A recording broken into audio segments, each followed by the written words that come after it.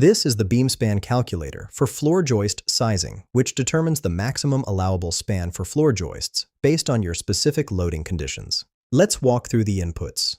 First, select your wood species from Douglas Fir, Southern Pine, Hem-Fir, or Spruce-Pine Fir. I'm using Douglas Fir. Next, choose your grade. Select structural, number 1, number 2, or number 3. I'll use select structural. For joist size, you can pick 2x6, 2x8, 2x10, or 2x12. I'm selecting 2x6.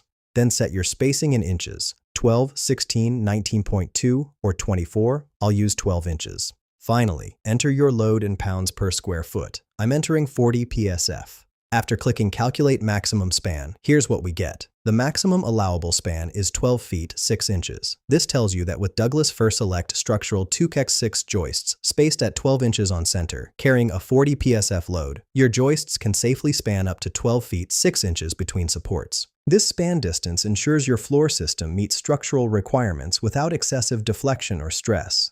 Ready to size your floor joists? Find the link in the description below.